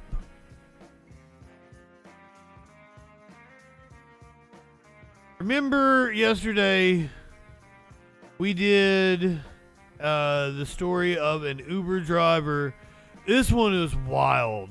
She went to a home. She was apparently called there by this scammer that was threatening this old man. The old man came out into the driveway and shot this Uber driver. Like, the whole thing is sad. We have body cam of the officers talking to the man after he shot her. Out of the case that has horrified this nation, we're learning more tonight after those military went woke. Homeowner with a gun who then shot and killed a 61-year-old Uber driver. Police say the homeowner had been called by scammers. They say the Uber driver was unknowingly sent by scammers too. Tonight you will hear what happens when the alleged scammer then calls the house while authorities are there. Wow. Alex Perez. Tonight, they are the deeply unsettling images that have horrified the country. The Ohio homeowner pointing his gun at a 61-year-old Uber driver who was simply there, authorities say, to pick up a package. Investigators say the homeowner had been duped by scammers who called him, and he thought the driver was in on it. But she had no idea what she was walking into. Tonight, the new and difficult images of what played out after he shot and killed her. 81-year-old William Brock, seen moments after he shot 61-year-old Lolitha Hall, telling Clark County deputies he had received a call from someone demanding $12,000. Agreed, Dustin. Money for a relative of his. It was a scam. I've been on this phone for a couple hours with this guy trying to say he had a nephew in jail and had a wreck in Charleston and just kept hanging on and needing bond money, and this woman was supposed to. Authorities believe the same scammers targeted the Uber driver through the app, hiring her to pick up a package from Brock's home without telling her what they told him. That unsuspecting Uber driver was instead confronted at gunpoint. She attempts to get in her car. That poor woman. But the homeowner prevents her from leaving, shooting her 3 times, then calling 911. She died from her injuries. In this newly released video tonight, you can hear a man believed to be the scammer calling the home again, right while investigators were there. May I ask who I'm talking to? Yes, this is the officer speaking. Okay, what officer? Yes. No, I need to know what officer. Yes. You're going to be in trouble. Okay. Let me ask you this. The female you sent over here, you know who she is? Yes, I do. Okay, well, she's been in an accident. And this is actually an officer. It's Detective Cruz with the Clark County Sheriff's Office. And David, during that exchange, the alleged scammer agreed to meet with authorities but never showed up. They have. Why didn't you play the rest of it? Brock, who's been charged with murder, has pleaded not guilty. David? Let's hope they find who was behind all of this. Alex, thank you. I mean, I feel sorry for the guy, but he shouldn't have shot her. God damn. I wanted the rest of the call. I wanted to hear what they said to the scammer.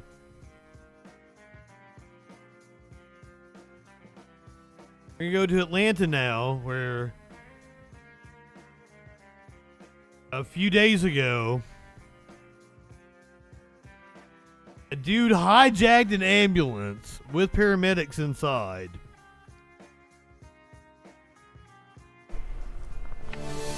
Guy in the ambulance come through speeding. And that's when it clicked in. I said, man, that's somebody getting chased by the police in the ambulance. This afternoon, a man is in custody after a chase in a stolen ambulance that man just referenced there. Officers say paramedics were actually still inside the ambulance when it was taken from Piedmont Henry Hospital in Stockbridge yesterday. So those inside the ambulance, they were able to safely jump out, but police say the man took them on a 10-mile chase, heading several vehicles, and it ended with a crash off of Terra Boulevard in Jonesboro. Wow. When he passed me, he had one hand on the steering wheel, right hand on the steering wheel. He had like a McDonald's cup in his left hand.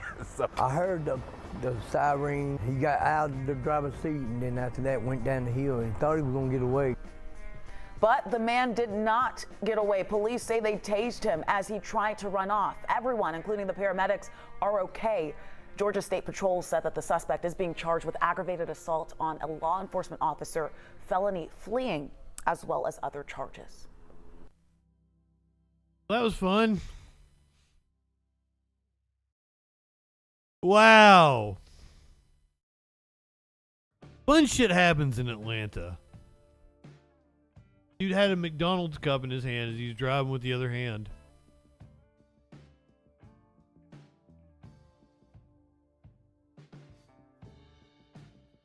Two children. God, I still got the giggles. Two children are dead after a car crashed into a birthday party. A total of 3 children and 6 adults were transported. Several others were transported by private vehicle to local hospitals. Unfortunately, in tragedy, 2 of the victims were pronounced deceased at the scene. This includes an 8-year-old female and a 5-year-old male who are siblings of each other. As you heard there, yes, tragedy during a child's birthday party. A brother and a sister are dead after a driver crashed into the Swan Boat Club in Newport, Michigan. It's not far from I-75. Seriously, cancel me. Detroit. In all, 15 people were injured. First responders took as many as they could, while others were taken by friends or family. The situation continues to develop at this hour. We have live team coverage tonight. We have our Laura Sandlin tracking what we're learning behind the driver of the crash, and also Andre Norrells first. Now you have the latest update when it comes from the Monroe County Sheriff's. Andre, what can you tell us?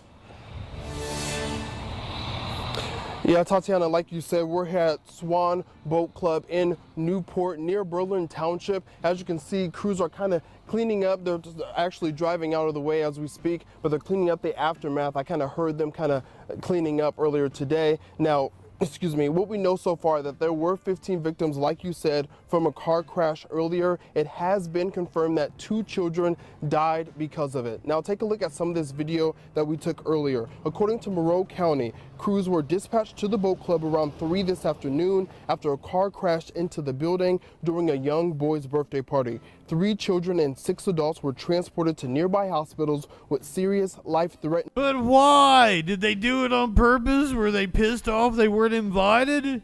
Or was it an accident? Somebody's accelerator got caught. Injuries. Excuse me, and additional victims took themselves to the hospital. The 2 children who died were siblings, an 8-year-old boy, an 8-year-old girl rather, and a 5-year-old boy. No more information on the children has been released yet. We were at a press conference earlier led by Monroe County Sheriff's Department. This is what the sheriff had to say about what the scene was like when crews first arrived. Not only did I see people... Was that some sort of like community center, maybe? Like a skate rink or something like that? They've got some sort of... There are no windows. It is weird. The 2 children who died were siblings, an 8-year-old boy, an 8-year-old girl rather, and a 5-year-old boy. No more information on the children has been released yet. We were at a press conference earlier led by Monroe County Sheriff's Department. This is what the sheriff had to say about what the scene was like when crews first arrived. Not only did I see investigators are continuing to process evidence at the scene, identify victims, interview witnesses, and reunite family members.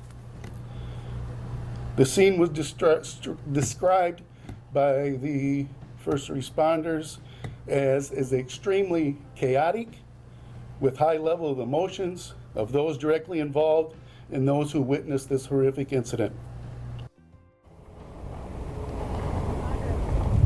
Now, as you heard, this is still an active investigation. We'll be sure to keep you updated as more information comes into our newsroom, on air and online at WTOL. My guess would be it could have been a boathouse. It was on the water.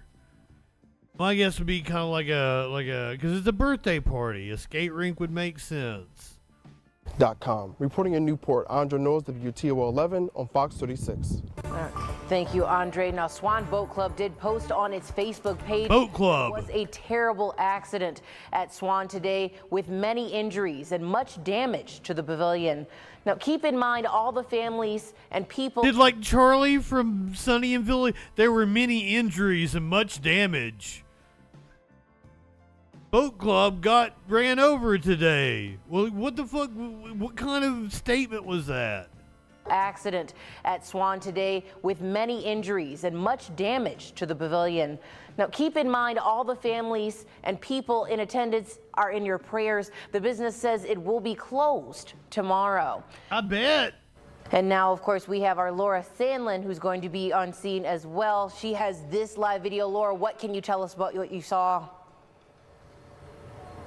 Yeah, it looks like their accelerator's stuck. I'm on scene where a 66-year-old woman ran her car into the Swan. It was an old woman again. Oh my God. Why didn't I guess that? How, this is like twice in 1 week. Boat Club here in Newport, Michigan during a children's birthday party. I spoke with a neighbor who gave us a video showing the woman speeding past his home and into the building. Screaming can be heard after the car stopped 25 feet into the building, according to law enforcement. The neighbor says he went to investigate the crash. God damn! Called police. Why didn't you hit the pole? God.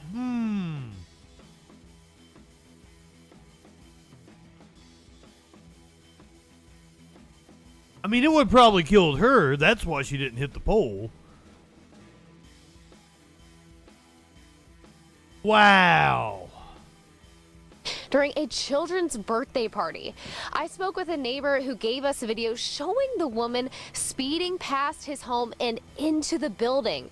Screaming can be heard after the car stopped 25 feet into the building, according to law enforcement. The neighbor says he went to investigate the crash and immediately called police. The vehicle went through the building. The child's birthday party. It looks like there's a field or a culvert or something over to the left. Children injured, possibly one pinned underneath the vehicle. Oh my God. Put a helicopter on standby. And start a second helicopter. Mass casualty incident, several people injured.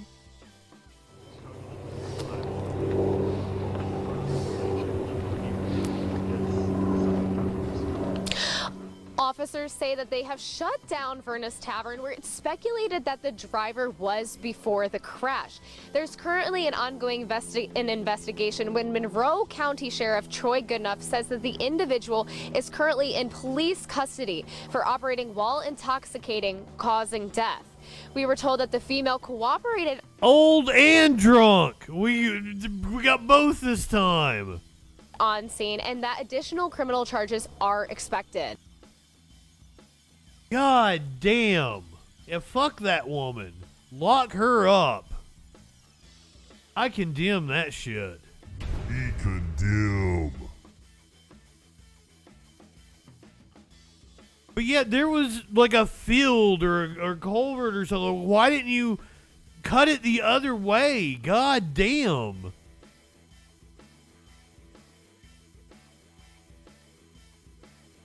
But if you're drinking and driving, you're not thinking logically anyway. So why am I trying to rationalize what you're doing? Oh my God.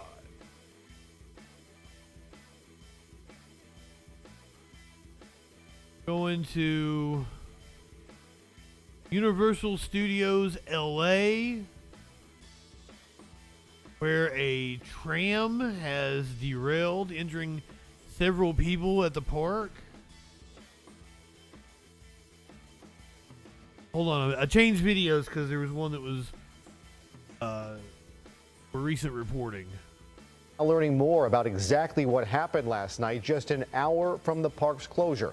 Universal Studios today responding to the incident. Eyewitness News reporter Tim Pulliam has on 420 the panic that ensued. This is the scene overnight. Emergency vehicles rushing to Universal Studios Hollywood, where more than a dozen people were hurt when a tour tram crashed. Everybody has gotten off the tram. All the trams that were stuck were evacuated. First responders on site treating the injured, others taken to the hospital. Officers say 15 passengers aboard the tram receiving minor injuries, some reportedly falling out of the tram. We hope everybody who was injured, make a full recovery. Yeah. Willie from Pasadena taking his family to the park Sunday and is surprised. He looks like a Willie. Crash. Sometimes things happen. A little bit nervous. Love that shirt. I'll still go on it. Daniel and his I'll still go on it. Near the amusement park. We go 20 times a year. We go on that. He goes on the tram ride every time, sometimes multiple times. It's the safest ride at any amusement park.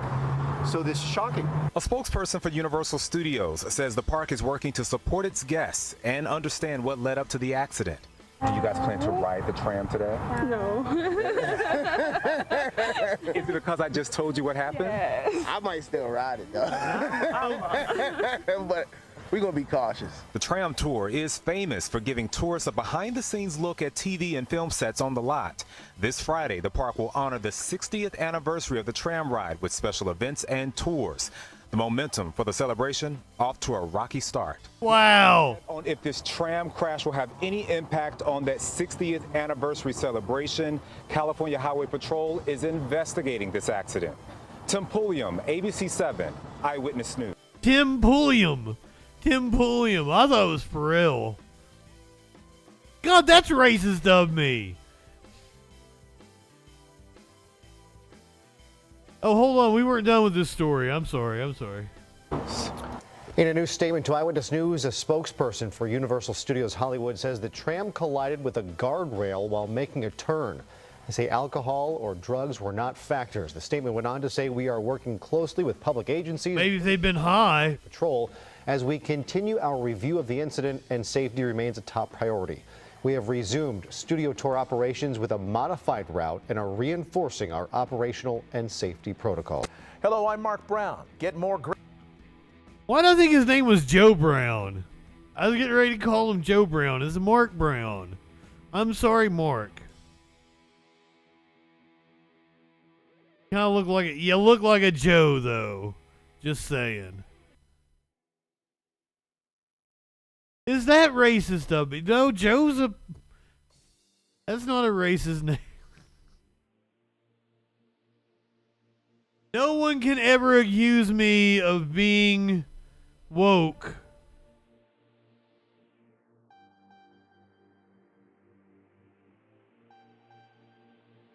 Oh, God damn, it's going to make me do the ads. Well, I gotta go to the other browser. I have 37 notifications on Twitter. I don't know how that's possible, because I blocked all the people that kept fucking... I kept calling them dumb fucks, so they wouldn't go away. I don't know why they stayed.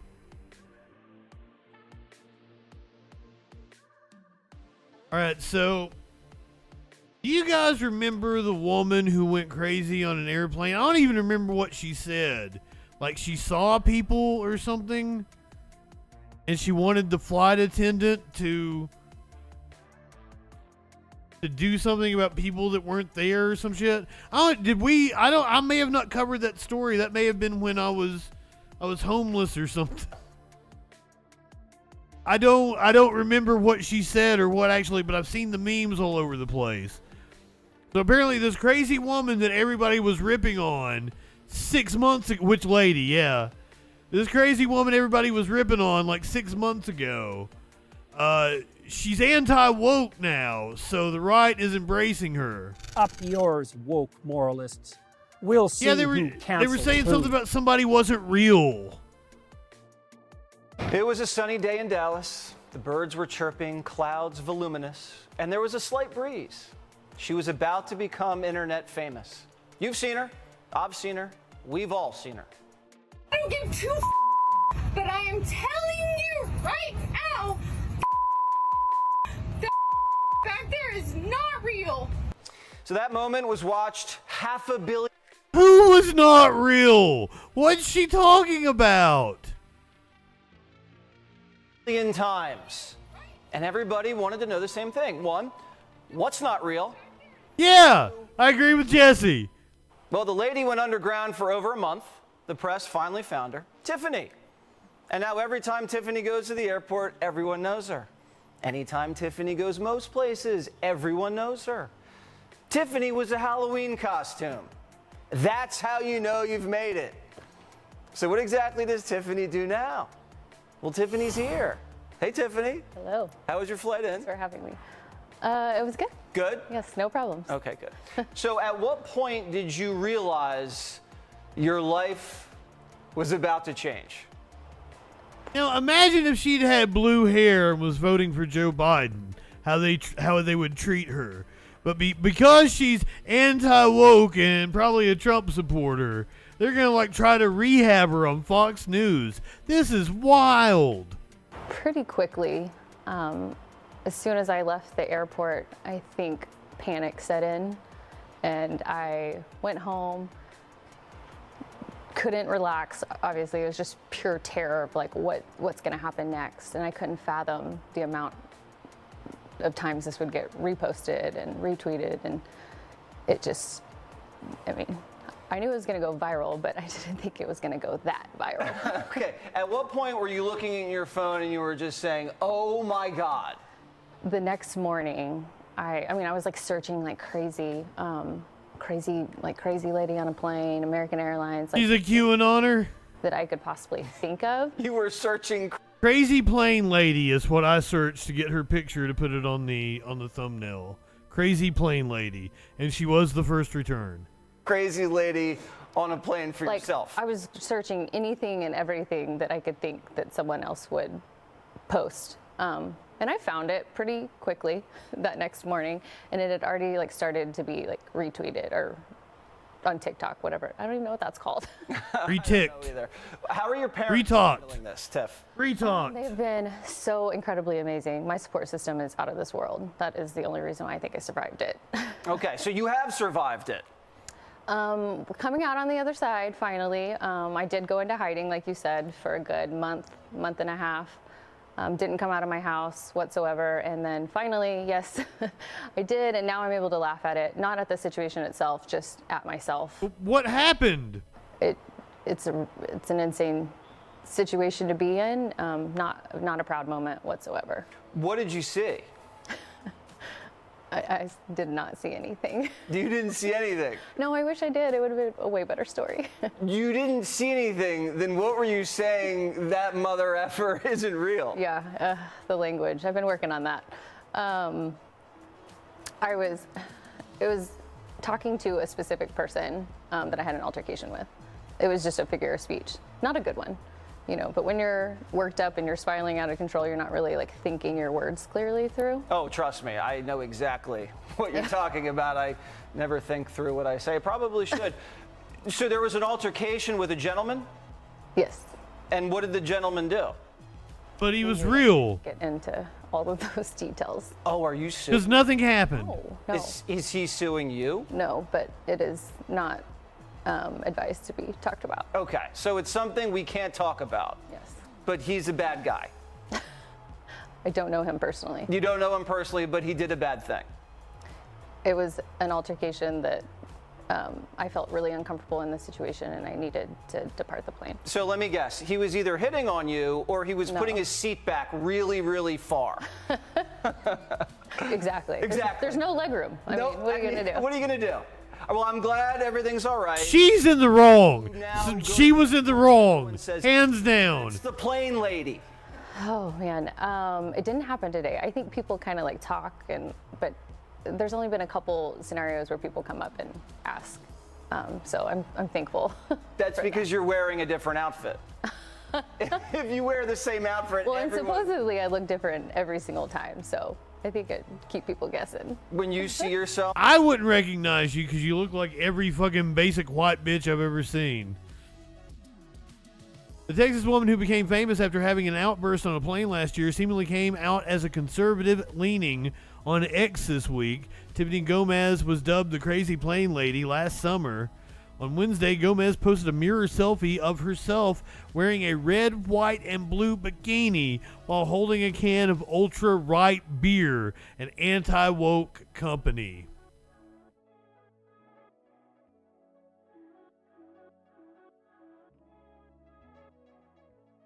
Up yours, woke moralists.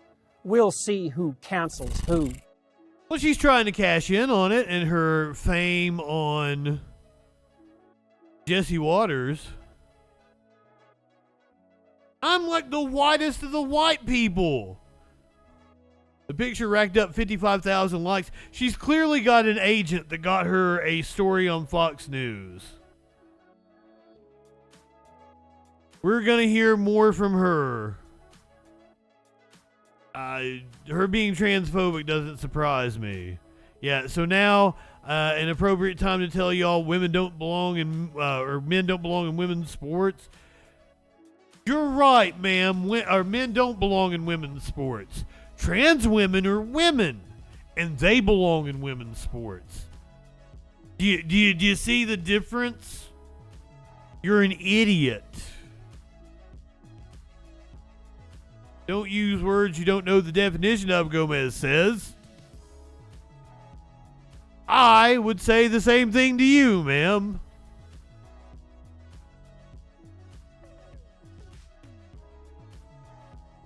But sometimes wokeness might get out of hand.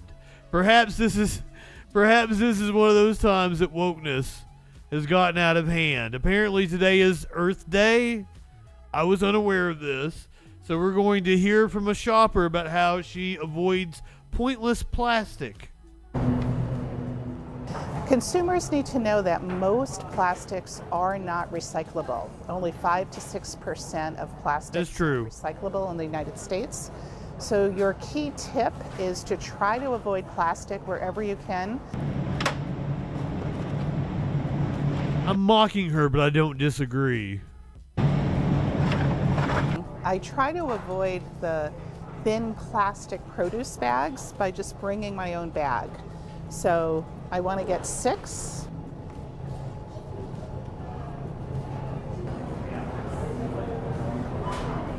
I just don't love peanut butter in plastic, which is what it mostly comes in. So I choose glass for peanut butter. And reuse it? It's usually price comparable. Organic, always a little bit more money. But if you look, you will find peanut butter in glass, and when it's done, you can recycle this glass container. I know these are convenient, but I try to avoid them and purchase this for carrots. I as well. I purchase everything, the way it comes vegetable wise. I don't like your prepackaged. I don't get prepackaged lettuce or anything. These carrots actually taste better, and you can avoid the plastic. This film plastic isn't really recyclable. She's right. A trip to any American supermarket is a little bit of a plastics disaster, but there are... See, I wanted to be balanced, and I wanted to rag on the wokeness, but she's absolutely correct. So there's nothing for me to rag on here, and she seems like a lovely lady. Steps we can take as individuals. Oh, apparently Earth Day is tomorrow. Okay, cool. This is published today, so it's in preparation of Earth Day. But she's absolutely right, and also Tim Minchin will tell you to take your canvas bags. I am a woke. Use plastic. It takes a little bit of thought, and it's hard. And don't be hard on yourself. You are going to purchase some plastic when you go shopping. Yes, you can't avoid it, but it is nice to cut down on it as much as you can. And it would be nice if our government cracked down on microplastics. Sucks that we're all of us are full of microplastics.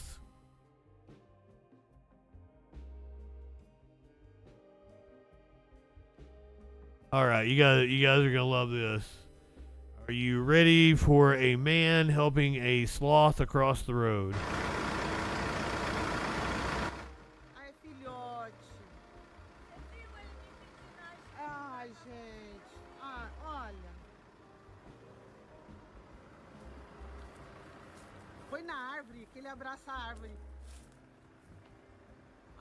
Not that I know of. Oh.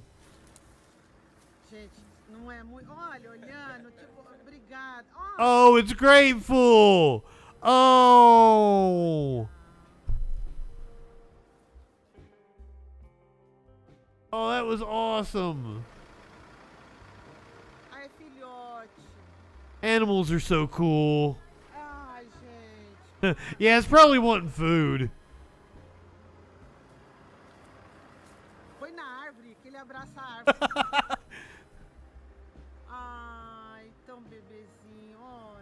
I think the Epoch Times is a purveyor of anything that will get you to click on it.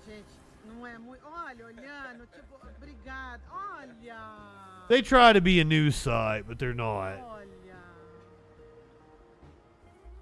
That is sweet.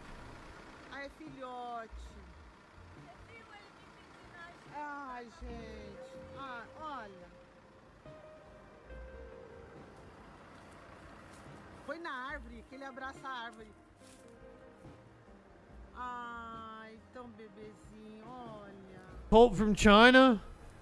I don't know, but that sounds correct. I'll go with it.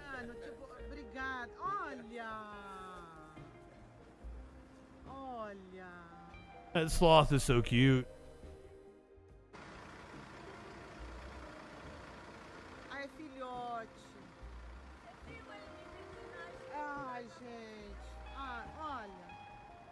What a sweet baby. Go ahead, light one up, tip one back. It's all right to have a little fun before you hit the sack. I'm Justin Freakin. We'll see you Thursday night on the Troll Patrol. Live.